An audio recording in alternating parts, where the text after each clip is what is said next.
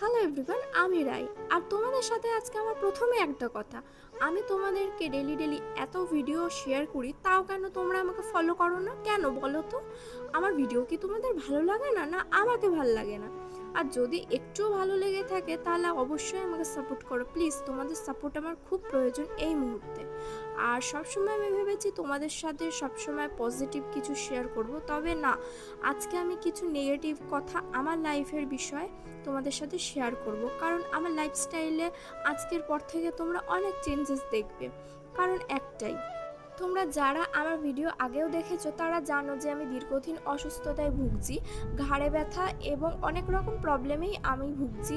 সেগুলো অবশ্য সব কিছু তোমাদের সাথে শেয়ার করিনি, তবে ভাবলাম আজকে আমি শেয়ার করি আমার ডেলি কাজের মধ্যে দিয়ে।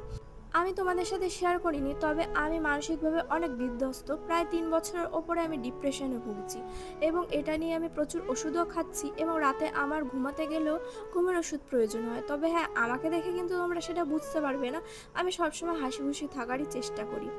যেমন এই কিছুদিন যাবৎ প্রচুর সমস্যার কারণে আমার ইচ্ছা হচ্ছে যে বাড়ি ছেড়েই চলে যাই। তাই নিজের হাতে গোছানো এই গাছপালা ঘর বাড়ি সব কিছু দেখে আজকে খুব মায়া হচ্ছিল। একটা ডিসাইড করেই ফেলেছিলাম যখন ভিডিওটা শ্যুট করছিলাম যে আমি চলেই যাব 2 দিনের মধ্যে। বাড়িও দেখে ফেলেছিলাম, তবে ভাবলাম না, বাড়িতে থেকে যুদ্ধ করা দরকার। হ্যাঁ, যদিও আমার বরের সাথে আমার কোনো সমস্যা নেই, ওর সাথে আমার রিলেশনশিপ প্রচণ্ড ভালো, তার কারণে হয়তো আমি এত বছরও এই সংসারের মধ্যে টিকে রয়েছি। তার আগে বলে রাখি সমস্যাটা কোথায়। সমস্যাটা হলো আমার সংসারে আমি আর বর ছাড়াও আমার শ্বশুর শাশুড়ি, আমার ননদ আর ননদের মেয়ে, যার বয়স আমার কাছাকাছি, এবং তাদের জন্যই হচ্ছে মেইন সমস্যা যে তারা আমাকে হয়তো এই সংসারে মানতে পারে না। এটাই হচ্ছে প্রবলেম, যার কারণে আমার শ্বশুর শাশুড়ি আমার বরকে আর আমাকে পছন্দ করে না। হ্যাঁ, তোমরা অবশ্যই এটা ভাববে যে হ্যাঁ, ছেলেকে কেউ এরকম করতে পারে? হ্যাঁ পারে, নিজের চোখে না দেখলে হয়তো বিশ্বাসই করতাম না যে এরকম হয় যে শ্বশুর শাশুড়ি তার নিজের ছেলেকেই পছন্দ করে না এখন, কারণ সে একটা পরের মেয়েকে সাপোর্ট করে। করবেই না কেন? কারণ আমি তো কোনোদিন মুখ খুলে তাদেরকে দুটো কথাও বলতে পারি না, এটাই হচ্ছে আমার বাবা মার শিক্ষা।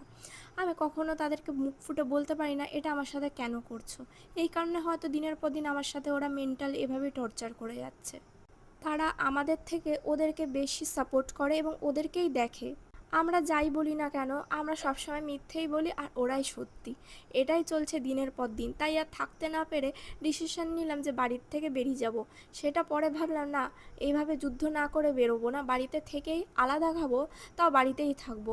আর আমার ঘর বাড়ি বলতে এই ওপরের একটা ঘর, বারান্দা আর পেছনের ছাদ, এটা নিয়ে আমার সংসার। আজকের ভিডিওতে সব শেয়ার করতে পারলাম না, পরে ভিডিওগুলোতে অবশ্যই সব কিছু শেয়ার করব।